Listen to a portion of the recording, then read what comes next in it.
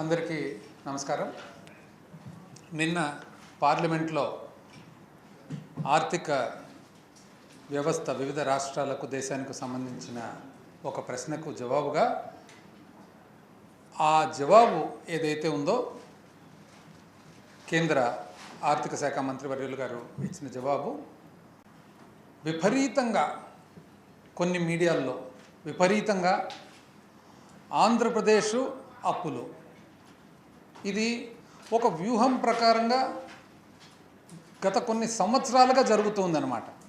అయితే ఈ గత కొద్ది రోజులుగా విపరీతంగా అంటే ప్రజలకు ఒక భయము సృష్టించాలి, భయభ్రాంతులు సృష్టించాలి అని ఒక దురుద్దేశంతో, ఎందుకంటే వాస్తవాలు చూసినట్లయితే అసలు నిన్న టీవీలో కొన్ని ఛానల్స్లో చూసినట్లయితే చెప్పండి ఏం జరుగుతుంది అంటే అదేదో వార్ జరుగుతున్నట్లు, ఆఫ్ఘనిస్తాన్ బార్డర్ ఎక్కడో ఏం జరుగుతుంది అంటే ఏం జరుగుతుంది, ఆంధ్రప్రదేశ్ రాష్ట్ర అప్పులు, ఆంధ్రప్రదేశ్ అప్పుల గురించి అండి ప్రశ్న ఏం యాక్చువల్గా ఏముంది దాంట్లో ప్రశ్న ఏమనుంది, increasing amount of debt various states in the country, వివిధ రాష్ట్రాలకు సంబంధించిన అప్పు గురించి, ఆ అప్పులలో భాగంగా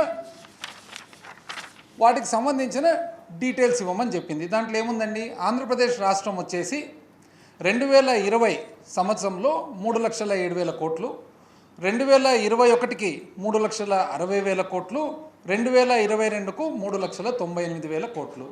ఇది చాలా విపరీతమైన అప్పు. ఆ స్కోలింగు, ఆ తర్వాత ఆ తీసుకున్న ఇంటర్వ్యూస్ చూసినట్లయితే ఏదో భయం సృష్టించినట్లు. ఎంత అన్యాయం అండి ఇది. అంటే ఎవరిని భయపెట్టాలని, అసలు వాస్తవాలు ఏమి, ఏ ప్రభుత్వం అప్పులు చేసింది, ఏ ప్రభుత్వం అప్పులు ఎక్కువ చేసింది? వాస్తవానికి ప్రభుత్వం అప్పులు ఎక్కువ శాతం చేసిండేది 2014 నుంచి 2019 వరకు తెలుగుదేశం పార్టీ ప్రభుత్వం. 2019 నుంచి విపరీతమైన ఆర్థికంగా స్లో డౌన్ అయినప్పుడు, అయినా కోవిడ్ వచ్చినా కూడా ఎంతో నిబద్ధతతో సామాన్య మానవుడిని కాపాడుకునేదానికి ఎంతో నిబద్ధతతో మా ప్రభుత్వం ఈరోజు పరిపాలన చేస్తుంది. ఎస్, ఇదేం నేనేం ఊరికే పొలిటికల్ స్టేట్మెంట్ కాదు. ఇప్పుడు నేను ప్రతి ఒక్కటి ఆధారాలతో పాటు ఫిగర్స్తో పాటు మీ ముందు పెట్టబోతా ఉన్నా. 2014 నుంచి 19 వరకు తెలుగుదేశం ప్రభుత్వం విపరీతమైన అప్పుల శాతంతో ఇర్రెస్పాన్సిబుల్గా, విచ్చలవిడిగా, అవసరం లేకున్నా, దేశ పరిస్థితితో కానీ ఇతర రాష్ట్ర పరిస్థితులతో కానీ పోల్చుకున్నా అనవసరంగా అప్పులు చేయడం జరిగింది. 2019 తర్వాత విపరీతమైన ఆర్థిక సంక్షోభంలో, కోవిడ్ సంక్షోభంలో ప్రపంచమంతా కూడా తల్లడిల్లిపోతుండే పరిస్థితుల్లో ఆంధ్రప్రదేశ్ రాష్ట్రం కూడా ఇతర రాష్ట్రాల మాదిరిగా, ఇతర దేశాల మాదిరిగా అప్పు చేసింది. అయితే చేసిన శాతం తెలుగుదేశం పార్టీ ప్రభుత్వం కంటే కూడా చాలా తక్కువ అని ఈరోజు ఫిగర్స్తో పాటు మీకు చెప్పబోతా ఉన్నా. నిన్న ఇచ్చిన సమాధానం ఏముందండి, ఆంధ్రప్రదేశ్ రాష్ట్రం ఇప్పుడే చెప్పినాను 2020 3,07,000 కోట్లు, 2021 3,60,000 కోట్లు, 2022 3,98,000 కోట్లు. ఇది విపరీతం అని చెప్పినారు కదండి. కంపారిటివ్గా చూసుకుందాం. ఇతర రాష్ట్రాలు కూడా ఆంధ్రప్రదేశ్ రాష్ట్రానికి ఇరుగు పొరుగు రాష్ట్రాలు ఆ మాత్రము సైజు, ఆ మాత్రం ఉండే జనాభాతో పోల్చుకుందాం. కర్ణాటక మనకంటే కొద్దిగా పెట్టుతుంది. 2020లో 3,38,000 కోట్లు, 2021లో 4,01,000 కోటి, 2022లో 4,61,000 కోట్లు. అంటే అర్థమేమండి, సంవత్సరానికి 60,000 కోట్లు నికరంగా పెరిగింది కర్ణాటక. కేరళ 2020లో 2,67,000 కోట్లు, 2021లో 3,05,000 కోట్లు, 2022లో 3,35,000 కోట్లు. అంటే ఇందాజుగా 40,000 కోట్లు సంవత్సరానికి పెరిగింది. తమిళనాడు 2020లో 4,62,000 కోట్లు, 2021లో 5,59,000 కోట్లు, 2022లో 6,59,000 కోట్లు. అంటే సంవత్సరానికి ఇంచుమించు 1,00,000 కోట్లు పెరిగింది తమిళనాడు. తెలంగాణ 2020లో 2,25,000 కోట్లు, 2021లో 2,67,000 కోట్లు, 2022లో 3,12,000 కోట్లు. అంటే ఇంచుమించు 45,000 కోట్లు అప్పు పెరిగింది. మళ్ళీ ఏం తప్పు ఉందండి? ఏ విధంగా ఆంధ్రప్రదేశ్ ఎక్కువ అని అంటున్నారు? జనాభా ప్రకారం చూసినా, మరి స్థూల ఉత్పత్తి ప్రకారం చూసినా కూడా ఏ విధంగా ఇది అప్పు ఎక్కువ అంటున్నారు? తమిళనాడు సంవత్సరానికి 1,00,000 కోట్లు ఎక్కువ అయింది అప్పు. ఎందుకు? కర్ణాటక 60,000 కోట్లు ఎక్కువైంది. ఎందుకు? కేరళ 40,000 కోట్లు ఎక్కువైంది. ఎందుకు? తెలంగాణ 45,000 కోట్లు ఎక్కువైంది. ఎందుకు? 2019 తర్వాత ఆర్థిక సంక్షోభము కోవిడ్ వలన ప్రతి ఒక్క రాష్ట్రం కూడా అప్పు చేయాల్సి వచ్చింది. స్థూల ఉత్పత్తితో భాగంగా చూసినట్లయితే ఏ విధంగా ఇది ఎక్కువ అని చెప్పి నేను అడుగుతూ ఉన్నాను. ఇంకా నిజం చెప్పాలంటే ఆంధ్రప్రదేశ్ రాష్ట్రము కొద్దిగా తక్కువ అని కూడా చెప్పొచ్చు అని చెప్పి నేను ఈరోజు చెప్తూ ఉన్నాను. లేటెస్ట్ ఇయర్ చూసుకున్నట్లయితే చూడండి, తెలుగుదేశం పార్టీ 2019 మే నాటికి, అంటే వాళ్ళు ప్రభుత్వం ఏర్పాటు చేసుకున్నప్పుడు 1,35,000 కోట్ల అప్పుతో 2014లో ఏర్పాటు చేసుకుంటే 2019 మా ప్రభుత్వం వచ్చేటప్పటికి 3,27,000 కోట్లకు పెంచింది. అంటే ఇంచుమించు 5 సంవత్సరాల్లో 143%. అంటే నికరంగా సంవత్సరం మీద సంవత్సరం లెక్కేసినట్లయితే కాంపౌండెడ్ యాన్యువల్ గ్రోత్ రేట్ ఒక్కొక్క సంవత్సరం మీద ఇంచుమించు 20%. 19.46 ఇంచుమించు ప్రతి సంవత్సరం మీద సంవత్సరం 20% పెంచిందంటే 2014 నుంచి 15కు 20% పెంచింది, 15 నుంచి 16కు 20% పెంచింది, 16 నుంచి 17కు 20% పెంచింది. సేమ్ థింగ్ మా ప్రభుత్వం వచ్చిన తర్వాత మే నెలలో 3,27,000 కోట్లు ఏదైతే వాళ్ళ నుంచి అప్పు తీసుకున్నామో 3 సంవత్సరాల తర్వాత చూసినట్లయితే 4,98,000 కోట్లు. అంటే 3 సంవత్సరాల్లో 52% పెరిగింది. కాంపౌండెడ్ యాన్యువల్ గ్రోత్ రేట్ సంవత్సరం మీద సంవత్సరం చూసుకున్నట్లయితే ఇంచుమించు 15.8, అంటే 15-16% మధ్యలో. అంటే ఒక్కొక్క సంవత్సరము 15 నుంచి 16% మేము పెంచితే వాళ్ళు 20% వరకు వాళ్ళు పెంచినారు. 5% ఎక్కువ చేసి వాళ్ళు ఈరోజు మాకు చెప్తూ ఉన్నారు మీరు ఎక్కువ అప్పు చేసినారని. ఎంత అన్యాయం అండి! అంటే ఏ పరిస్థితుల్లో ఈరోజు వైఎస్ఆర్ కాంగ్రెస్ పార్టీ ప్రభుత్వం ఈరోజు 2 సంవత్సరాలు కోవిడ్, 1 సంవత్సరం ఆర్థిక సంక్షోభం ప్రపంచమంతా ఉంది. మాకు ఒక పోలికనండి వాళ్ళతో. 2014-15 ఒప్పుకుంటాం, రైట్, పునర్వ్యవస్థీకరణ జరిగింది, విభజన జరిగింది 1 సంవత్సరం. ఆ తర్వాత ఏం అవసరం వచ్చిందండి? అదేవిధంగా చూసినట్లయితే మన ద్రవ్యలోటు గురించి ఈరోజు ప్రతి ఒక్కరు ద్రవ్యలోటు గురించి వారు మాట్లాడతారనమాట. ద్రవ్యలోటు 2014-15 3.95%, 2015-16 3.65%, 2016-17 4.52%, 2017-18 4.12%, 2018-19 4.06%, 19-20 నుంచి మా ప్రభుత్వం వచ్చిన తర్వాత 4.11, 5.44, ఈరోజు 21-22కు ఇంచుమించు 3% ఈరోజు తగ్గడం జరిగింది. అంటే 2014 నుంచి 19 ఎటువంటి సంక్షోభం లేనప్పుడు మీరు యావరేజ్గా 4% చేస్తే, కోవిడ్ వచ్చిన తర్వాత ఈ ప్రభుత్వము ఇన్ని రకాల ఇబ్బందులు పడుతూ బాధ్యతలు మరి స్వీకరిస్తూ కూడా అమలుపరుస్తూ కూడా 3%కు తగ్గించిందంటే ఎవరిదండి పర్ఫార్మెన్సు? ఈరోజు ఒక ఆంధ్రప్రదేశ్ రాష్ట్రం మాత్రమే ఏదో అప్పు చేసినట్లుగా. ఈరోజు చూద్దామండి, ఒక ద్రవ్య లోటు చూసినట్లయితే తెలంగాణ ఎంతుందండి? 4.13%, తమిళనాడు ఎంతుందండి? 3.5%, కర్ణాటక ఎంతుందండి? 2.95%, కేరళ ఎంతుందండి? 4.74%, ఆంధ్రప్రదేశ్ ఈరోజు ఇంచుమించు 3%కి దాదాపు 2 చిల్లరనే కనపడుతుంది. అయితే అకౌంట్స్ ఫైనలైజ్ చేసేటప్పటికి 3%కు వస్తుందని చెప్పి మేము భావిస్తూ ఉన్నాం. ఈరోజు మాకు చెప్తారు మీరు అప్పు చేసినారు, ద్రవ్యలోటు మీది ఎక్కువ అని. ఎవరిదండి ఎక్కువ ద్రవ్యలోటు? అసలు పోనీ రాష్ట్రం ఒకటి పక్కన పెడదాం, రాష్ట్రాలు పక్కన పెడదాం, దేశం అండి, దేశం 2014-15లో ఇంచుమించు స్థూల ఉత్పత్తికి అప్పు ఒక నిష్పత్తిగా తీసుకున్నట్లయితే భారతదేశానికి 2014-15లో 50% అయితే, 2015-16లో 50% అయితే, 16-17 48, 17-18 48, 18-19 48, 19-20 50, 20-21 61%, 21-22 57%. ఎందుకు పెరిగిందండి భారతదేశము ఈరోజు స్థూల ఉత్పత్తి మీద అప్పు? కేవలం కోవిడ్ వలన అని చెప్పి ఈరోజు కనపడుతుంది. కానీ ఆంధ్ర రాష్ట్రం అప్పులు అని చెప్పి ఈరోజు అనవసరంగా అన్యాయంగా అసలు ఈరోజు చూడండి, దాదాపు గమనించినట్లయితే ఒక స్థూల ఉత్పత్తి మీద ఒక అప్పు అనేది నిష్పత్తిగా తీసుకున్నట్లయితే వివిధ రాష్ట్రాలు, ఆంధ్రప్రదేశ్ రాష్ట్రము 2014-15 28%తో మొదలుకొని ఈరోజు 21-22కి వచ్చేటప్పటికి 32% వచ్చింది. అది తప్పన్నారు, మా తప్పంట. పోనీ కేరళ ఎంత ఉందండి? 27% 2014-15 మొదలైతే 2021-22 వచ్చేటప్పటికి 37%కి వచ్చింది. అంటే 28 నుంచి 32 4% పెరిగితే ఆంధ్రప్రదేశ్ తప్పంట. కేరళ మాత్రం 27 నుంచి 36కి వచ్చింది. అంటే ఇంచుమించు 10% పెరిగింది. తమిళనాడు ఎంతండి? 2014-15లో 18% అయితే 2021-22 వచ్చేటప్పటికి 26%. అంటే ఎంతండి పెరిగిండేటప్పుడు? 8%. అదేవిధంగా కర్ణాటక 2014-15లో 18% అయితే ఈరోజు 2021-22 వచ్చేటప్పటికి 22%. అంటే ఇంచుమించు ఆంధ్రప్రదేశ్ రాష్ట్రం కర్ణాటకకు సమానంగా ఉంది. ఏది?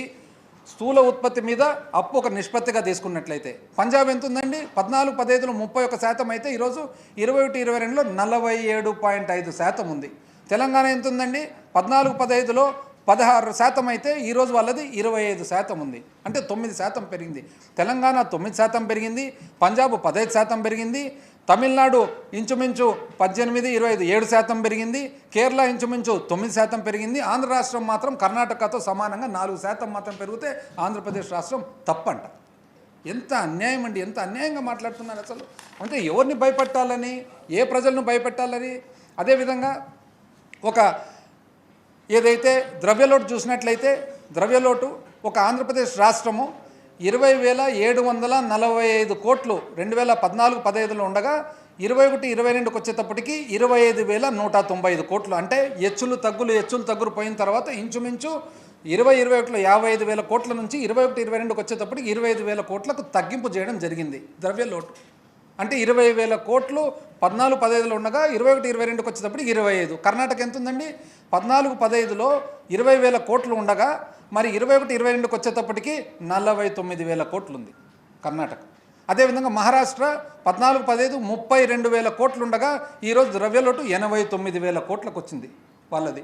అదేవిధంగా తమిళనాడు 27,000 కోట్లు ఉండగా 14-15లో 21-22కి వచ్చేటప్పటికి 50,000 కోట్లకు వచ్చింది. తెలంగాణ 9,500 కోట్లు 2014-15లో ఉండగా 44,000 కోట్లకు వచ్చింది. ఎవరిదండి పర్ఫార్మెన్స్? ఎంత అన్యాయంగా మాట్లాడుతున్నారు! ఎంత అసలు చాలా బాధ అనిపించే పరిస్థితి. రెవెన్యూ లోటు అండి. రెవెన్యూ లోటు 2014-15 చూసినట్లయితే ఆంధ్రప్రదేశ్ రాష్ట్రము 13,776 14,000 కోట్లు అనుకోండి. 21-22కి వచ్చేటప్పటికి 8,500 కోట్లు. 13,500 నుంచి 8,500. కర్ణాటక వచ్చేసి అదెందుకు 21 ఎక్కువ ఉన్నా ఈ సంవత్సరం తగ్గడం జరిగింది. అదేవిధంగా కర్ణాటక మైనస్ అంటే రెవెన్యూ సర్ప్లస్లో ఉన్నింది. 500 కోట్ల రెవెన్యూ సర్ప్లస్ 2014-15లో ఉండగా 21-22కి వచ్చేటప్పటికి 6,200 కోట్లు మరి రెవెన్యూ లోటు పెరిగింది. అదేవిధంగా మహారాష్ట్ర 12,138 కోట్లు రెవెన్యూ లోటు 2014-15లో ఉండగా ఈరోజు 30,700 కోట్లలో ఉంది. తమిళనాడు 6,400 కోట్లు 2014-15లో ఉండగా ఈరోజు 55,000 కోట్లు రెవెన్యూ లోటులో ఉంది. మరి తెలంగాణ రెవెన్యూ సర్ప్లస్ 14-15లో వాళ్ళు సర్ప్లస్లో ఉన్నారు, ఆధిక్యంలో ఉన్నారు. అట్లాంటిది ఈరోజు 4,400 కోట్లు మైనస్లో ఉందండి. ఏందండి ఇది? ఇంత అన్యాయంగా ఎంత అన్యాయంగా మాట్లాడి చాలా అసలు బాధ అనిపిస్తుంది అసలు. అంటే కేవలము రాపించుకుంటే కెపాసిటీ ఉంది కదా, మనం చెప్పేది రాస్తారు కదా, చెప్పేది టెలికాస్ట్ చేస్తారు కదా, ఇంత అన్యాయంగా. అంటే ప్రతిరోజు ఇదే పని కట్టుకొని ఎక్కడ ఏం జరిగినా కూడా పని కొట్టుకోవడం, బురద చల్లడం. మామూలు వాళ్ళు చెప్పేదండి బాబుగారి టైంలో స్థూల ఉత్పత్తి బాగుందండి. ఏం తక్కువైందండి ఇప్పుడు? అప్పుడు 2017-18, 18-19 చూసుకున్నట్లయితే అండి ఆంధ్రప్రదేశ్ రాష్ట్రము 18-19 చూసుకున్నట్లయితే 11% ఉన్నింది స్థూల ఉత్పత్తిలో పెరుగుదల. ఈరోజు చూసినట్లయితే 18%కి వచ్చినాం ఈ సంవత్సరం స్థూల ఉత్పత్తిలో పెరుగుదల. ఇంచుమించు భారతదేశంలో అత్యధికంగా బాగా పర్ఫార్మెన్స్ ఉండి బాగా పరిపాలన చేస్తున్న రాష్ట్రాల్లో ఒకటని చెప్పి గర్వంగా ఈరోజు చెప్పుకోవచ్చు. కానీ అన్యాయంగా, ఎంత అన్యాయంగా చెప్తారండి అసలు. ఫైనాన్స్ కమిషను కొన్ని నిబంధనలు పెట్టింటారు. ఆ నిబంధనల పైన మీరు ఎక్కువ చేసినారు అని చెప్పి వాళ్ళు చెప్తారనమాట. వాళ్ళ తరఫున ఒకరు కాదు, రకరకాలుగా వస్తారు మాట్లాడేదానికి. ఎవరెవరో కూడా అర్థం కాదు ఎవరు మాట్లాడుతుండారో, వాళ్ళ క్వాలిఫికేషన్ ఏమో, వాళ్ళ బ్యాక్గ్రౌండ్ ఏమో, ఏం బేసిస్ మీద మాట్లాడుతుండారో, ఏం బేసిస్ మీద వాళ్ళు మాట్లాడిస్తుండారో, ఏం బేసిస్ మీద ఇంత పెద్ద పత్రికలు అది ప్రచురిస్తూ ఉండారో కూడా మాకైతే ఆశ్చర్యంగానే ఉంది. ఇది చూడండి, 14వ ఆర్థిక సంఘం సిఫార్సు మేరకు 2016-17 3% ఉండగా, అంటే మొత్తం 14వ ఆర్థిక సంఘం సిఫార్సులు 3% మాత్రమే స్థూల ఉత్పత్తి మీద అప్పు చేసేదానికి పర్మిషన్ ఉండేది. మరి 16-17 సంవత్సరంలో ఇప్పుడు మేము 21-22 సంవత్సరంలో మీరు 5.5% చేసినారు, మీరు చాలా ఎక్కువ అన్నారు. 5.5% చేసినాం, ఎక్కువే కోవిడ్ సంవత్సరం. కానీ ఆ రోజు నిబంధనలు ఎంత ఉన్నాయండి? 5%. 5% నిబంధన ఉన్నప్పుడు 5.59 5.6 వేసుకోండి, అంటే 0.6% మేము ఎక్కువ చేసినాం. వాస్తవమే, తప్పే. 2016-17లో 3% ఉండగా మీరు 4.42% చేసినారు, అంటే 1.5% చేసినారు. అది కరెక్ట్ అండి? మేము 5% నిబంధన మీద ఉన్నప్పుడు 5.6 చేస్తే 0.6కు మమ్మల్ని తప్పంటే, మరి మీకు 3% ఉన్నప్పుడు 4.42 చేసినారు కదా, అప్పుడు కోవిడ్ ఉన్నిందండి? 16-17లో ఏం కష్టం వచ్చిందండి అప్పుడు? ఎంత అన్యాయం చూడండి. తీరా మీరు అప్పు ఎక్కువ రేటుకు తెస్తున్నారంట. ఎవరండి చెప్పింది ఎక్కువ రేటు? చెప్తా. 14-15 వాళ్ళు చేసిన అప్పు శాతం యావరేజ్గా మనము సగటుగా చూసుకున్నట్లయితే 8.49% అప్పు తీసుకొచ్చినారు. 15-16లో 8.28% అప్పు తీసుకొచ్చినారు. 16-17లో 7.45, 17-18లో 7.46, 18-19లో 8.46, 19-20 నుంచి మీరు చూడండి.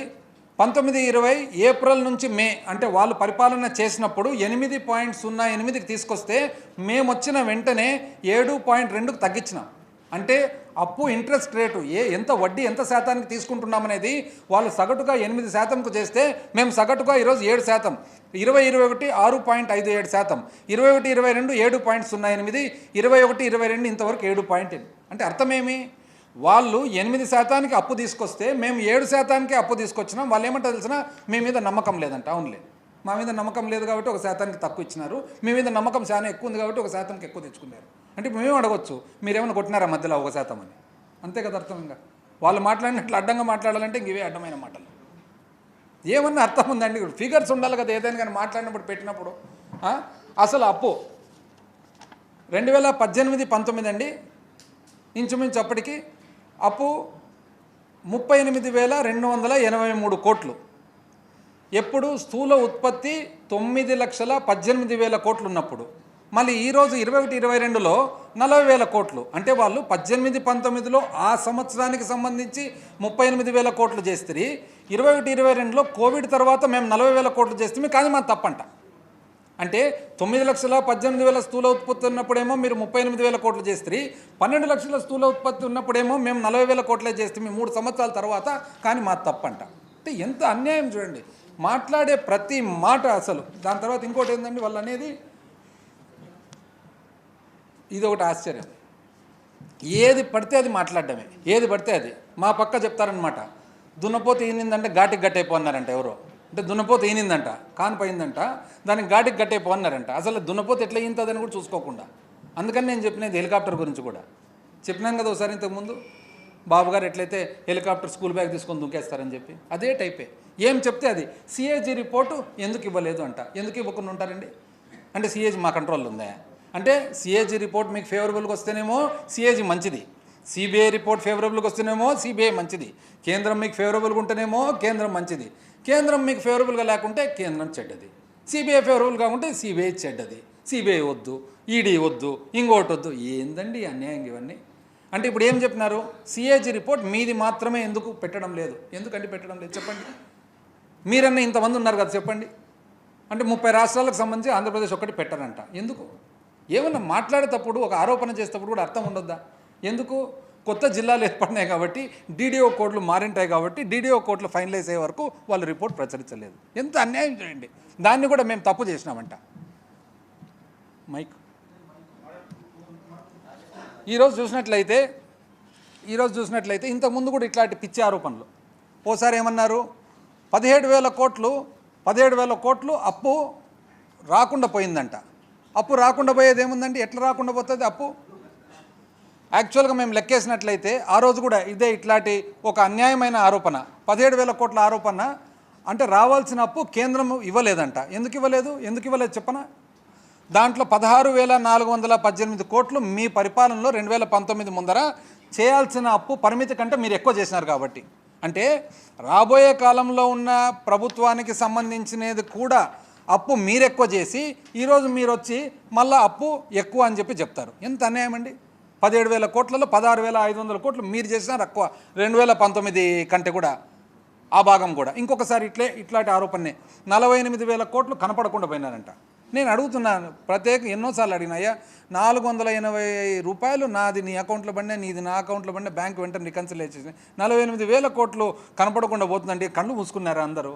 ఏంది అన్యాయం ఇవన్నీ మాటలు? దానికి లిస్ట్ ఇచ్చినాం 15 రకాలు. ఏమేమి అవి రకాలు?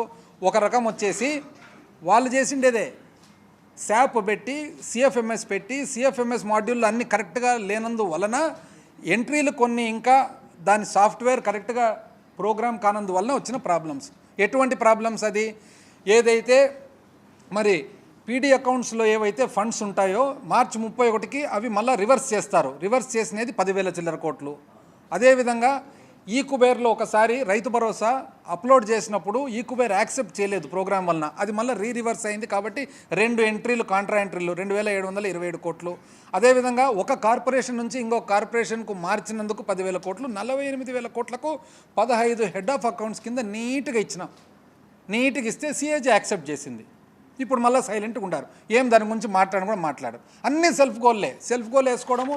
దాని తర్వాత మళ్ళీ ఆ సెల్ఫ్ గోల్ను కూడా మళ్ళీ వాళ్ళ శక్తి ద్వారా, మీడియా శక్తి ద్వారా. మొన్న ఏమైందండి, కనకమేడల రవీంద్ర కుమార్ గారు ఆనరబుల్ ఎంపీ ఏమని అడిగినారు? ఆయన అడిగిన క్వశ్చన్ కూడా చూడండి. ఆంధ్రప్రదేశ్ రాష్ట్రం 1,10,000 కోట్లు 1,10,000 కోట్లు లెజిస్లేచరు అనుమతి లేకుండా ఖర్చు పెట్టినారు. ఇది మీ నోటీసులో. అంటే పొద్దున్నుంచి వీళ్ళ పని ఒకటే, ఆంధ్రప్రదేశ్ రాష్ట్రంకు అప్పు పుట్టకూడదు, ఆంధ్రప్రదేశ్ రాష్ట్రంకు కేంద్రం నుంచి సహాయం అందకూడదు, ఆంధ్రప్రదేశ్ రాష్ట్రముకు ఎటువంటి మంచి జరగకూడదు, ఆంధ్రప్రదేశ్ ప్రజలకు ఎటువంటి మంచి జరగకూడదు. ఎందుకు?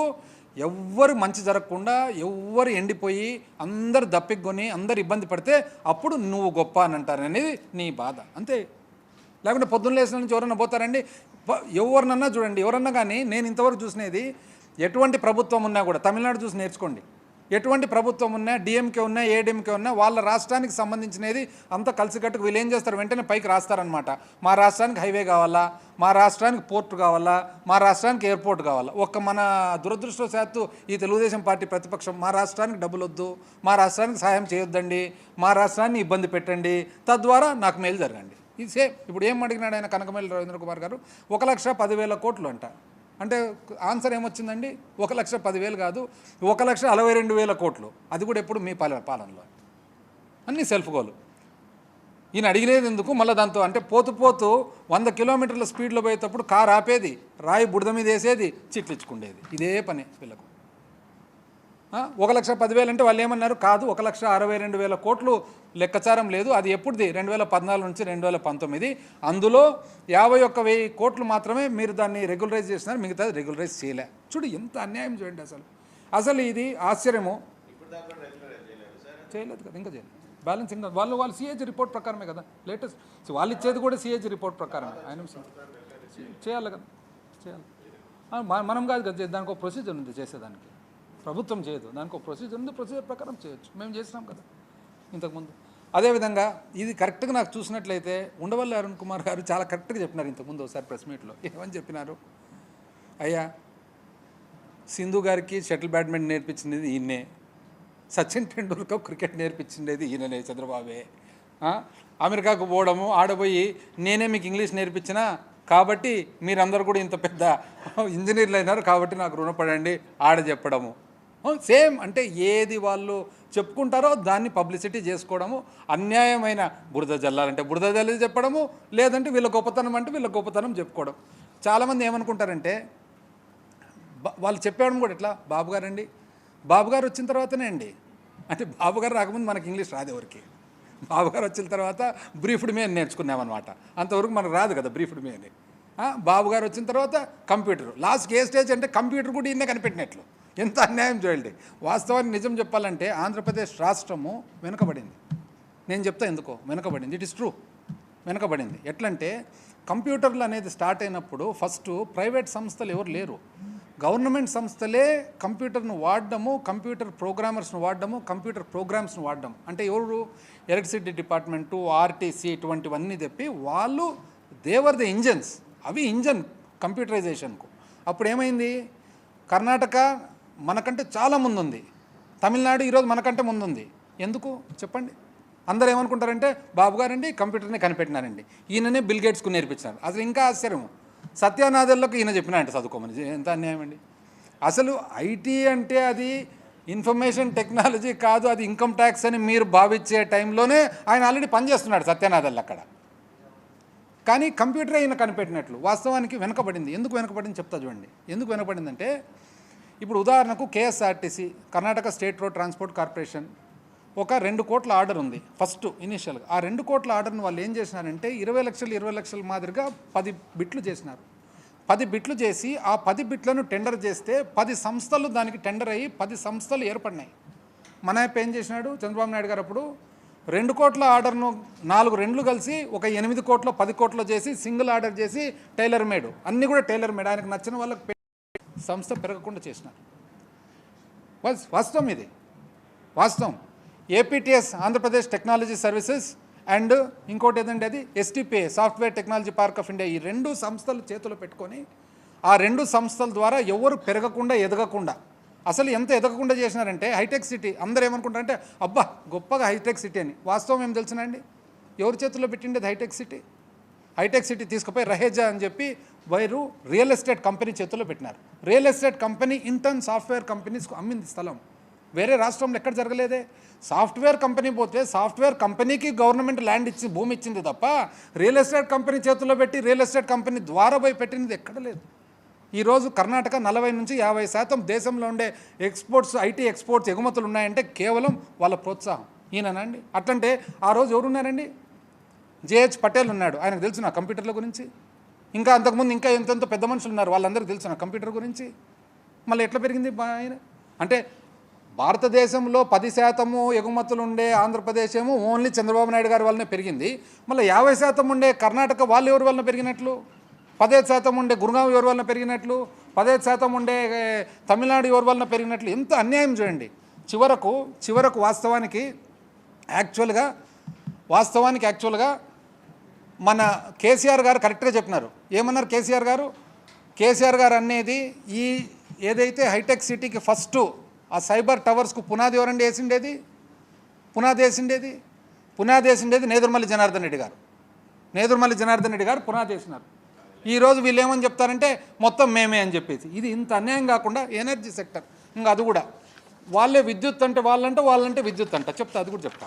విద్యుత్ అంటే వాళ్ళు విద్యుత్ 2014-15 అండి. చెప్తాను మీ క్వశ్చన్స్ అన్నిటి చెప్తాను, కంప్లీట్ అయితే చెప్తాను, తొందరపడకండి. 2014-15 గవర్నమెంట్ డిమాండ్ ఎంత ఉందండి? 4100 కోట్లు. గవర్నమెంట్ కట్టిండేదంతా 3950 కోట్లు. 2015-16 గవర్నమెంట్ డిమాండ్ ఎంత? 5300 కోట్లు. కట్టిండేదంతా 4500 కోట్లు. 16-17 గవర్నమెంట్ డిమాండ్ ఎంత? 6175 కోట్లు. కట్టిండేది 4000 కోట్లు. 17-18 గవర్నమెంట్ డిమాండ్ 6500 కోట్లు. కట్టిండేది 4000 కోట్లు. 18-19 ఆఖరికి వచ్చేటప్పటికి 9600 కోట్లు అయితే కట్టిండేది ఓన్లీ 3500 కోట్లు. మొత్తం 5 సంవత్సరాలు కలిసి ప్రభుత్వము గవర్నమెంట్ డిస్కామ్లకు కట్టిండేది ఎంత? 20,000 కోట్లు. సేమ్ థింగ్ మా ప్రభుత్వం వచ్చిన తర్వాత 19-20లో డిమాండ్ 12,000 కోట్లు, కట్టిండేది 17,000 కోట్లు. డిమాండ్ 20-21 15,000 కోట్లు, కట్టిండేది 11,000 కోట్లు. 21-22 డిమాండ్ 13,400 కోట్లు, కట్టిండేది 14,400 కోట్లు.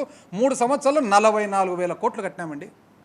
అంటే 5 సంవత్సరాలు 20,000 కోట్లు వాళ్ళు కడితే 3 సంవత్సరాలు 44,000 కోట్లు మేము కట్టినాం డిస్కామ్లకు. ఈరోజు విద్యుత్ అంటే వాళ్ళంటే విద్యుత్ అంటే అప్పులండి. 2014-15లో 31,500 కోట్లు ఉండే అప్పును 5 సంవత్సరాలు 62,500 కోట్లకు పెంచినారు. ఈరోజు వాళ్ళు మాట్లాడతారు మరి ఎనర్జీ సెక్టర్ అంటే ఎనర్జీ వీళ్ళే అంట. నెక్స్ట్ ఇంకోటి కొత్తగా ఇది ఒకటి నేర్చుకున్నారు, ఏమంటే పరిశ్రమ రాలేదంట. ఎవరండి చెప్పిండేది పరిశ్రమ రాలేదని? చూడండి, 5 సంవత్సరాలు 2019 నుంచి 22 3 సంవత్సరాలు లెక్కేసినట్లయితే యావరేజ్గా 13,200 కోట్లు యావరేజ్గా మా ప్రభుత్వంలో లార్జ్ అండ్ మీడియం స్కేల్ పెట్టుబడి వస్తే, అదే వాళ్ళ ప్రభుత్వంలో కేవలము 11,900 12,000 కోట్లు మాత్రమే యావరేజ్గా వచ్చిండేది. లాస్ట్కు స్టార్టప్స్ అండి. ఈరోజు ఎవరు? టైమ్స్ ఆఫ్ ఇండియా చూడండి, దేశంలో ఉన్న మినిస్టర్ ఆఫ్ స్టేట్ ఇచ్చిన రిప్లై చూడండి. ఏపీ నంబర్ 1 ఇన్ ఇన్వెస్ట్మెంట్స్లో ఏ పీరియడ్ అండి ఇది? జనవరి నుంచి మార్చి 3 నెలలు చూసినట్లయితే ఆంధ్రప్రదేశ్ రాష్ట్రంలో 19,400 కోట్లు 19,400 కోట్లు వస్తే, సెకండ్ మహారాష్ట్ర 11,800 కోట్లు, 3 గుజరాత్ 6,400 కోట్లు, కర్ణాటక 4 2,300 కోట్లు, తమిళనాడు 5 1,500 కోట్లు, తెలంగాణ 300 కోట్లు. ఎవరండి హైయెస్ట్? ఇది మేము రాపించుకున్నామా ఇవన్నీ? అంటే మేమే పార్లమెంట్లో కూడా మేమే చెప్పి రాపించుకున్నాము. క్వశ్చన్కు ఆన్సర్ స్టార్టప్స్ అండి. నేనంటే ఇండస్ట్రీ, ఇండస్ట్రీ అంటే నేనని చెప్పుకుంటాడు ఆయన. అసలు స్టార్టప్లు చూడండి, మొత్తము ఏపీ అట్రాక్ట్ 164 స్టార్టప్స్ ఒక ఫస్ట్ 2022లో మాత్రమే. అంటే మా ప్రభుత్వం వచ్చిన తర్వాత జగన్మోహన్ రెడ్డి గారు ముఖ్యమంత్రి అయిన తర్వాత 869 స్టార్టప్లు వస్తే, ఇంతకుముందు చంద్రబాబు నాయుడు గారి టైంలో 264 స్టార్టప్లు. లోక్సభలో కేంద్ర వాణిజ్య శాఖ సహాయ మంత్రి సోంప్రకాష్ గారు ఇచ్చిన సమాధానం ఇచ్చి ఏమనేది, మొత్తము 77% స్టార్టప్లలో జగన్మోహన్ రెడ్డి గారి ప్రభుత్వంలో వచ్చిందని చెప్పి ఆయన ఇచ్చిన సమాధానం. నిరుద్యోగం అంటే అది ఒకటి కొత్తగా మా మీద నిరుద్యోగం గురించి కూడా సేమ్ ఇది కూడా ఇంతే. ఎక్కడుందండి ఇది? Centre for monitoring Indian economy వాళ్ళు ఇచ్చినది ఏమి, సిఎంఐ ఇచ్చిన నివేదికలో మరి ఆంధ్రప్రదేశ్ రాష్ట్రము అత్యధిక తక్కువలో 100కు 4.4 మాత్రమే నిరుద్యోగులు ఉన్నారు. మనకంటే నిరుద్యోగం ఎక్కువ ఉండే రాష్ట్రాలు హర్యానా, రాజస్థాన్, అస్సాం, జమ్మూ కాశ్మీర్, బీహార్, సిక్కిం, జార్ఖండ్, ఢిల్లీ, హిమాచల్, తెలంగాణ, త్రిపుర, ఉత్తరాఖండ్, పంజాబ్, గోవా, కేరళ, ఇవన్నీ మహారాష్ట్ర కూడా మనకంటే నిరుద్యోగం ఎక్కువ ఉంది అయినా చెప్తారు. ఇంకోటి కొత్తగా ఈఓడి ఇవ్వండి, ఈజ్ ఆఫ్ డూయింగ్ బిజినెస్ వరుసగా 3 సంవత్సరాలు ఈజ్ ఆఫ్ డూయింగ్ బిజినెస్లో నంబర్ 1. రోడ్లు సరిగా లేవు, అది కూడా చెప్తా. ఉంది కదా, సమయం ఉంది కదా, చెప్పనా? రోడ్లు ఇది ఎంత అన్యాయం చేయండి. రోడ్లు 2014-19 ఎంతండి టోటల్? 25,213 కోట్లు, 28,936 కిలోమీటర్లకు గాను. 2019 నుంచి 22 చూసినట్లయితే మా ప్రభుత్వము 21,226 కోట్లు. అంటే 5 సంవత్సరాల్లో వాళ్ళు 25,213 కోట్లు, 3 సంవత్సరాల్లో 21,226 కోట్లు. ఎంత అన్యాయంగా మాట్లాడుతున్నారండి. దాని మళ్ళీ బ్రేకప్ కూడా ఉంది. ఏది? నేషనల్ హైవేస్లో 2014-15 నుంచి 18-19 21,060 కోట్లు. అదేవిధంగా రెవెన్యూ వర్క్స్ 2014-15 నుంచి 18-19 4,153 కోట్లు. ఆ రెండు కలిస్తే వాళ్ళవి 25,213 కోట్లు. ఇదే మా ప్రభుత్వం వచ్చిన తర్వాత జగన్మోహన్ రెడ్డి గారు ముఖ్యమంత్రి అయిన తర్వాత మరి క్యాపిటల్ వర్క్స్ చూసుకున్నట్లయితే 16,894 కోట్లు capital works, revenue works 2,127, repair works 2,205. Repair works రెవెన్యూలో ఉన్నా కూడా ఇది ఒక సపరేట్ హెడ్గా తీసుకున్నందుకు టోటల్గా ఎంత అయిందండి? 21,226 కోట్లు. ఎన్ఎఫ్ఎస్ఏ అండి, ఎన్ఎఫ్ఎస్ఏ ఏదైతే మనము మన పౌర సరఫరాల శాఖకు సంబంధించిన మన పీడిఎస్ రైస్ కానీ ఇతర వస్తువుల సరఫరా చూసినట్లయితే 3 రాష్ట్రాలు, భారతదేశంలో ఉండే 3 రాష్ట్రాలలో 3వ స్థానంలో ఆంధ్రప్రదేశ్ ఉండి 2వ స్థానంలో ఉత్తరప్రదేశ్ ఉంది. వాస్తవానికి ఉత్తరప్రదేశ్కు మనకు 0.1 తేడా, అంటే మనం 2వ స్థానం కింద లెక్కేసుకోవాలి. ఎంత అన్యాయం అండి. అసలు చూసుకున్నట్లయితే ఇవి చెప్పుకుంటూ పోవాలంటే ఇది ఎంతసేపు చాలకు వస్తుంది వీళ్ళది. పోలవరం ప్రాజెక్టు తీసుకుపోయి భ్రష్టు పట్టించినారు. భ్రష్టు పట్టిస్తే ఈరోజు కడుగుతున్నాం. అంటే కేవలం ప్రాజెక్ట్ చేతికి రావాలని 2009 2013 రేట్లకు ఒప్పుకొని వచ్చేస్తారు. వీలైతుందండి కట్టనిక 2013 రేట్లకు. ఎంత అన్యాయం చేయండి. దాన్ని ఇరకాటంలో పెడితే ఈ రోజుకి దాన్ని క్లీనింగ్ పెట్టినాం. ఈరోజు ప్రగతి లేదంట. ఎవరండి చెప్పిండేది? అసలు ఈరోజు మా ప్రభుత్వం వచ్చిన తర్వాత జగన్మోహన్ రెడ్డి గారు ముఖ్యమంత్రి అయిన తర్వాత 4 పోర్ట్లు అండి, భావనపాడు, కాకినాడ గేట్వే, మచిలీపట్నం, రామాయపట్నం, 9 ఫిషింగ్ హార్బర్లు, 4 పోర్ట్లు, 9 ఫిషింగ్ హార్బర్లు, దాదాపు 25,000 కోట్ల ఖర్చుతో. అదేవిధంగా ఇంతకుముందు 11 మెడికల్ కాలేజీలు ఉంటే ఈరోజు కొత్తవి 16 మెడికల్ కాలేజీలు, ఎంత? దాదాపు 14,000 కోట్లతో మళ్ళీ ఆధునీకరణ. అదేవిధంగా 14 వైరాలజీ ల్యాబ్లు, అదేవిధంగా 40,000 మంది వైద్య ఆరోగ్య శాఖలో మనం తీసుకునేది. అదే వాళ్ళు చెప్పినారు కదండి, అప్పుడు చంద్రబాబు నాయుడు గారు చెప్పినారు కదా. ఏమని చెప్పినారు? ఆయన మనసులో మాట ఏం చెప్పినాడు? మనసులో మాట, శాశ్వత ఉద్యోగాలు వద్దు, కాంట్రాక్టే ముద్దు. అంటే మేము ఇప్పుడు ఉద్యోగాలు సెక్రటేరియట్లు, విలేజ్ సెక్రటేరియట్లు, గ్రామ స్థాయిలో, వార్డు స్థాయిలో మరి పటిష్టపరచడము, మరి వైద్య ఆరోగ్య శాఖలు తీసుకోవడము, ఇవన్నీ తీసుకుంటే అది తప్పంట. ఆయన ప్రకారం అయితే తప్పే, కాంట్రాక్ట్ మాత్రమే తీసుకోవాలి. పైగా ఆయన ఇంకో మాట కూడా అన్నాడు. ఈరోజు వీళ్ళందరూ గమనించుకోవాలి బాగా, ప్రభుత్వ ఉద్యోగులందరూ కూడా ఒక్కసారి చంద్రబాబు నాయుడు గారి మనసులో మాట చదవాలి. ఆయన ఏమన్నాడు దాంట్లో? శాశ్వత ఉద్యోగాలు వద్దు, కాంట్రాక్టే ముద్దు. పైగా ఇంకొక మాట కూడా అన్నాడు ఆయన, 60% ఉద్యోగులు అవినీతి పరులేంట. ఎవరెవరు ఉన్నారు మళ్ళీ ఉద్యోగస్తులు అందరూ ఒకసారి చూసుకోండి. ప్రాజెక్టులు కడితే లాభం లేదు, మనసులో మాట. ఎందుకు లాభం లేదంటే మన ప్రాజెక్టులు 1,094 రూపాయలు కట్టేదానికి ఖర్చు అయితే 60 రూపాయలు మాత్రమే రాబడి వస్తుంది. సబ్సిడీలు పుల మీద సవారీ వద్దు. పైగా ఆయన ఇంకో మాట అన్నాడు, వాళ్ళ మామ రామారావు గారు ₹2 కిలో బియ్యం ఇచ్చినాడు, ఆయన ఏమైనా గెలిపించినారో, ఓడినాడు కదా కాబట్టి అది వద్దు అని అన్నాడు. ఉచిత సేవలు వద్దే వద్దు. ఇంకా చూడండి ఇటువంటివన్నీ చెప్పుకుంటూ ఇవన్నీ కూడా చెప్పి అసలు ఆశ్చర్యకరమైన ఆయనకు అనుకూలమైన మీడియా వాళ్ళు కూడా కొన్ని రాయరండి. ఇవి రాయాలి కదా. ఏది నేనుంటే హుదూదు రాకపోతుండే, ఆయన చంద్రబాబు నాయుడు గారు ఉంటే హుదూదు రాదంట, చంద్రబాబు నాయుడు గారు వస్తే కోవిడ్ భయపడి వచ్చేది కాదంట, చంద్రబాబు నాయుడు గారు ఉక్రెయిన్లో ఏం జరుగుతుందో ఇక్కడ నుంచి ఆయన కెప్టెన్ పట్టాభి గారి ద్వారా మానిటర్ చేస్తాడంట, ఇక్కడ నుంచి గూగుల్ మ్యాప్స్లో. ఇవన్నీ మళ్ళీ ఎవరు రాయరు కదండి. ఇవన్నీ దోమలపై దండయాత్ర రాయొచ్చు కదా. ఇవన్నీ ఎంతసేపు రాంగ్ న్యూస్ ఏదైతే ఉందో మా మీద అనవసరంగా చేయని దానికంతా మా మీద మరి అన్ని రకాల ఆరోపణలు చేస్తూ ఇది అన్యాయం అండి. దయచేసి ప్రజలందరూ కూడా గమనించుకోవాలి. ఈ రాష్ట్రం చాలా చాలా హేతుబద్ధతతో, చాలా చిత్తశుద్ధితో, చాలా సిస్టమేటిక్గా కష్టాలు ఎదుర్కొని కూడా ఒక సామాన్య మానవునికి సంబంధించిన ఒక పరిపాలన ఇస్తూ ఉంది. కష్టాలు ఎదుర్కొంటున్నాం, ఒక మంచి మనసుతో పరిపాలన చేస్తూ ఉన్నాం. కాబట్టి ప్రతిపక్షాన్ని మేము కోరేది ఏమంటే దయచేసి ఏదన్నా కానీ సలహా ఇవ్వండి. అనవసరమైన అన్యాయమైన ఆరోపణలు దయచేసి చేయొద్దండి. మీ ఆరోపణల ద్వారా ఆంధ్రప్రదేశ్ రాష్ట్రానికి భారతదేశ వ్యాప్తంగా చెడ్డ పేరు తెచ్చేదానికి మాత్రం దయచేసి మీరు చేయొద్దని చెప్పి కోరుతున్నాను.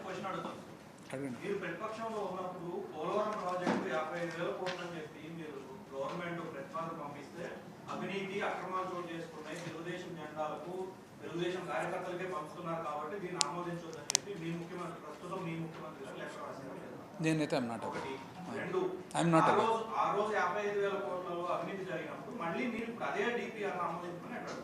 నేనైతే I'm not aware of any communication between opposition leader and Delhi అప్పట్లో. నాకైతే ఐఎమ్ నాట్ అవేర్ మళ్ళీ కమ్యూనికేషన్ జరిగిందని. అయితే పరిపాలనలో ఎవరైతే ఉన్నారో 2013 రేట్లు 2009 క్వాంటిటీస్కి ఒప్పుకుంటారని అయితే ఏ ఒక్కరు కూడా ఒప్పుకోరు. చిత్తశుద్ధి ఉండేతోళ్ళు, ఆలోచన ఉండేతోళ్ళు అయితే ఒప్పుకోరు. అది మాత్రం నాకు తెలుసు.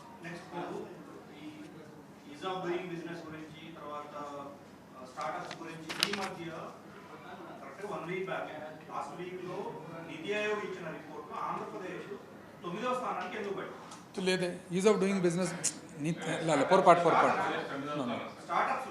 పొరపాటు తెలిసి నీతి ఆయోగ్ ఇచ్చే రిపోర్ట్ ఎప్పుడు కూడా ఎట్లా అంటే దాంట్లో వేరియస్ పారామీటర్స్ ఉంటాయన్నమాట.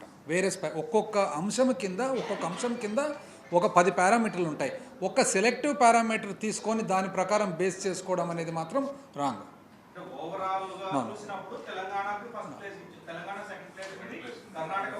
మీరు రిపోర్ట్లు ఎప్పుడు కూడా మీరు ఒక్కొక్క హెడ్ కింద 10 పారామీటర్స్ ఉంటాయి. మీరు పారామీటర్స్ చూడండి.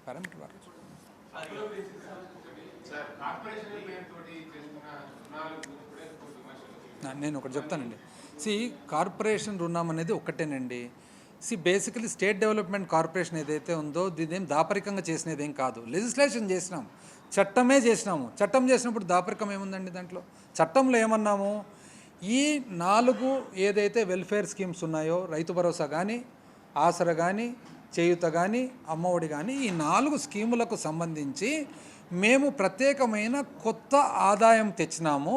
కొత్త ఆదాయము కొత్త పన్ను ద్వారా తెచ్చినాము. కొత్త పన్ను ఏదైతే మత్తు పానీయాలు ఉన్నాయో దాని మీద వేయడం జరిగింది. ఆ కొత్త పన్ను కూడా ఎక్కడి నుంచి వచ్చింది? ఇంతకుముందు ప్రభుత్వాలు ఏవైతే ఉన్నాయో రీటైల్ చేసేటప్పుడు ఏదైతే రీటైల్ షాపులు బయట ఉన్నారో వాళ్ళు దాని మీద మామూలు అమ్మవలసిన ఎంఆర్పి కంటే కూడా ఎక్కువ శాతం సిండికేట్ అయ్యి వాళ్ళు అమ్ముతున్నారు. సిండికేట్ అయ్యి అమ్ముతున్నది ఉదాహరణకు ఒకవేళ ఒక బీరు 100 రూపాయలు అయితే ప్రైవేట్ షాపులు సిండికేట్ అయ్యి 120కి అమ్ముతున్నారనమాట. సో ఆ సిండికేట్ ద్వారా ఎంఆర్పి కంటే కూడా ఏదైతే అమ్మవలసిన ధర ఉందో అంతకంటే ఎక్కువ అమ్ముతున్నారో అదంతా లెక్కేసి దాన్ని మామూలుగా దాన్ని ఒక ఆదాయం కింద, చట్టపరంగా ఆదాయం కింద తీసుకొచ్చి ఆ ఆదాయం ద్వారానే ఈ 4 స్కీముల కోసం చేయడం జరిగింది తప్ప అదేమి దొంగతనంగా దాపరికన చేసినది ఏం కాదు. చట్టమే చేసినాం కదా. నేను ఒకటి చెప్తానండి. ఇప్పుడు కేంద్ర ఆర్థిక వ్యవస్థ వాళ్ళ కొన్ని చట్టాలు, కొన్ని రూల్స్, కొన్ని ఇంటర్ప్రిటేషన్స్ ఉంటాయి. రాష్ట్రాలకు సంబంధించినట్టు కొన్ని ఇంటర్ప్రిటేషన్స్ ఉంటాయి. ఇప్పుడు ఉదాహరణకు కేంద్రానికి ఉన్నంత వెసులుబాటు రాష్ట్రానికి ఉండదు. ఇప్పుడే ఇంతకుముందు చెప్పిన 25% మనం ఒకవేళ స్థూల ఉత్పత్తి మీద అప్పు దాటినట్లయితే అది ఎఫ్ఆర్బిఎంకు ఉల్లంఘన అవుతుంది. కానీ కేంద్రం 50 దాటింటుంది. ఎందుకు? కేంద్రానికి ఉన్న బాధ్యతలు వేరే ఉన్నాయి. అదేవిధంగా కేంద్రం నోట్లు ప్రింట్ చేయొచ్చు, రాష్ట్రం చేయలేదు. కేంద్రానికి అప్పు మీద పరిమితి లేదు, రాష్ట్రాలకు ఉంది. సో రాష్ట్రాలకు కూడా కొన్ని ఇబ్బందులు ఉన్నాయి. కోవిడ్ పరిస్థితుల్లో ఇబ్బందులు ఎదుర్కొన్నాము. ఇబ్బందులు ఎదుర్కొన్నప్పుడు మన రాష్ట్రం ఏం చేసినాము, మనము ఉద్దేశపూర్వకంగా ఏ తప్పు చేయలేదు, మనము చట్టం చేసినాం. చట్టంలో ఏం చేసినాము, అయ్యా మత్తు పానీయాల మీద ఎవరైతే రీటైలర్స్ అమ్ముకుంటున్నారో వాళ్ళు అమ్మవలసిన ధర కంటే కూడా ఎక్కువగా అమ్ముకుంటున్నారు. ఆ తప్పుడు లెక్క ఏదైతుందో ఆ లెక్కను చట్టపరంగా గవర్నమెంట్ లెక్క తీసుకొని ఆ డబ్బులతో మాత్రమే ఒక అప్పు చేసి ఆ అప్పు ద్వారా రైతు భరోసా కానీ, ఆసరా కానీ, చేయూత కానీ, అమ్మఒడి కానీ ఇవ్వాలని చెప్పి చట్టమే చేసినాము. అది కరెక్టే సార్, అది కరెక్టే. నేను ఇచ్చిన సమాధానంలో నిర్మలా సీతారామన్ చెప్పింది ఏంటంటే, ఇప్పుడు ఏదైనా గ్యారెంటీ అప్పులన్నింటినీ కూడా మేము ఎల్పిసి కింద తీసుకొస్తాం. కాబట్టి దాన్ని ఏమంటే మీరు ట్యాక్స్ ద్వారా వచ్చిన పన్నుల ద్వారానే వాళ్ళు పేమెంట్ చేసేది, కాబట్టి ఎల్పిసి అంటున్నారు. ఇప్పుడు మేము మా వాదన, మీ గవర్నమెంట్ ఇంతకుముందున్న గవర్నమెంట్లో ఎన్ని కార్పొరేషన్లు ఉన్నాయి, వాటి ద్వారా ఎంత అప్పులు తీసుకొచ్చారు? సో అది ఎంపీసీ కిందకు వచ్చిందా? ఇప్పుడు మీ ప్రభుత్వం వచ్చిన తర్వాత ఎన్ని కార్పొరేషన్లు పెట్టారు, ఎంత అప్పు తీసుకొచ్చారు? ఇప్పుడు అది కూడా గ్యారంటీస్ కూడా గ్యారంటీలు అంటారు. 2019 ముందర కూడా మళ్ళీ గ్యారంటీలు 65,000 కోట్ల గ్యారంటీలు ఇచ్చినారు కదా. ఈరోజు 1,17,000 కోట్లకు తప్పు అంటున్నారు, మా తప్పే. 65,000 కోట్లు మీరు చేసినది అది రైటా? మరి ఇప్పుడు నేను చెప్పేది ఒకటండి. ఇప్పుడు మా వాదన నేను చెప్తా. మా వాదన ఏమంటే ఇప్పుడు కేంద్రం ఏమంటున్నారు, ఫైనల్గా కొన్ని చట్టాలు, కొన్ని అధికారాలు కేంద్రం దగ్గర ఉంటుంది, ఫెడరల్ సిస్టమ్ మేము కాదనడం లేదు. కాకపోతే మా అభ్యర్థన ఏమంటే రాష్ట్రానిది, మేము ఎక్స్ట్రా పన్ను ఏదైతే మత్తు పానీయాల మీద వచ్చిందో దాని మీదనే అప్పు చేసిండేది, ఎక్స్ట్రా కాదు, ఓన్లీ దాని మీద. మేము ఆ ఎక్స్ట్రా పన్ను గిన ఒకవేళ సిండికేట్ డబ్బులు గిన తేకుండా ఉంటే ఆ పన్నే లేదు కదా. ఇప్పుడు తేడా ఎక్కడ వస్తుందంటే, మీరు ఆ పన్నును దీనికి వాడరాదు అని కేంద్రం అంటున్నారు. మా అభ్యర్థన ఏమంటే, అయ్యా మేము ఆ పన్నే గిన తీసుకురాకుండా ఉండింటే కాన అసలు ఆదాయమే లేదు కదా. కాబట్టి ఈ కోవిడ్ పరిస్థితుల్లో కొద్దిగా మాకు వెసులుబాటు కల్పించండి అని చెప్పి మేము చెప్పడం. ఇంకోటి దాపరికంగా కాదు కదా, మేము అసెంబ్లీలో చట్టం చేసినాం కదా. ఏంది main ఏపీఎస్డిసినే, APSD state development corporation. అప్పుడు 23,000 తెలిసిందే కదా, 23,200 కోట్లు. సరే ఇప్పుడు మీరు ఒకవేళ వాళ్ళు కలిపినా అది మళ్ళీ అప్పు లేక వస్తుంది, ఒక పరిమితి లేక వస్తుంది. అది చట్టం వాళ్ళ చేతుల్లో, కేంద్రం చేతుల్లో కొంతవరకు చట్టం అధికారాలు ఉంటాయి. కాకపోతే మా అభ్యర్థన ఏమంటే, మేము చట్టపరంగానే చేసినాము, ఈ సపరేట్ ఆదాయము కనపరిచి తయారు చేసినాం కాబట్టి కోవిడ్ పరిస్థితుల్లో మాకు వెసులుబాటు ఇవ్వండి అని చెప్పి. ఇంకోటి, ఆ అప్పు కూడా దేనికంటే దానికి వాడలేదు, ఓన్లీ 4 స్కీములకే. అట్టడుగు అంతే, అట్టడుగులో ఉండే కింద వాళ్లకు మాత్రమే చేరిందనమాట. ఓకే,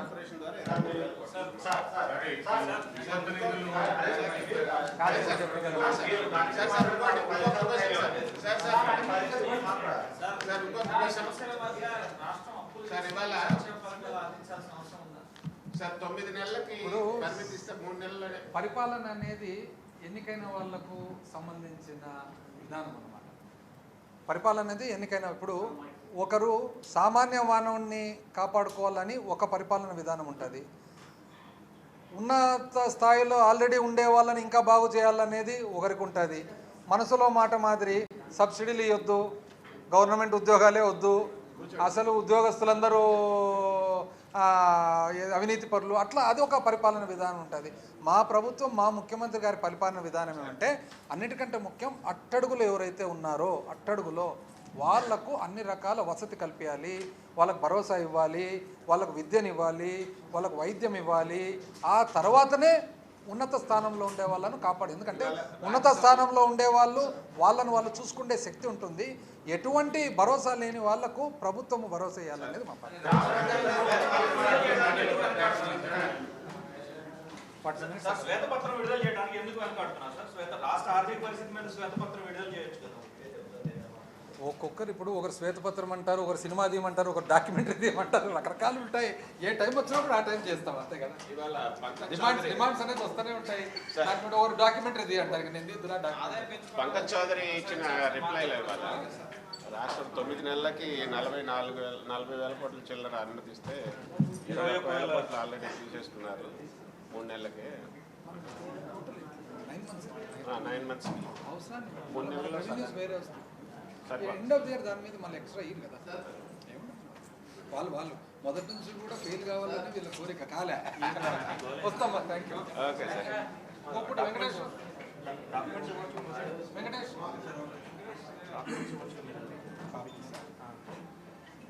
ఏమేమి ఉన్నాయో సర్టిఫికేట్ ఇస్తే నా ప్రశ్న ఎప్పుడు అది మీరు మీరు ఈ కాపీలన్నీ కూడా మాకు ఇస్తే మాకు కూడా కొంచెం అవగాహన ఉంటుంది కదా. ఇదేమిది సేమ్ మీకు ఎక్కడ అట్లా కదా సార్, అంటే మాకు బ్లాక్ అండ్ వైట్లో ఉన్నాయి అనుకోండి, మీరు కూడా చెప్పడానికి బాగుంటుంది కదా. వాళ్ళు చెప్పారు అనుకోండి, వాళ్ళు అడిగినప్పుడు నేను చెప్పొచ్చు కదా మీరు కూడా. 15 ఇది ఒకటి ఇది అన్ని కాకే ఇచ్చారు. అదే అంటే మేము మాకు తీసుకుంటాం.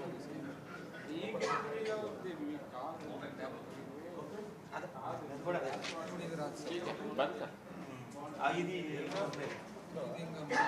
స్టేట్ గవర్నమెంట్ అంటే ఎవరిని కలుస్తున్నారు సార్? ఎవరిని కలుస్తున్నారు? ఈరోజా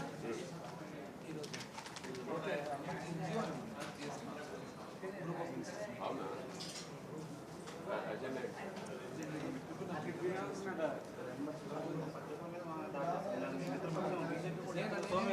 పేరు చెప్పండి. ఏం చెప్పండి కాదు కదా డబ్బులు మొత్తం మళ్ళీ ఇస్తున్నారు. నాకు ఫిర్యాదు చేయడానికి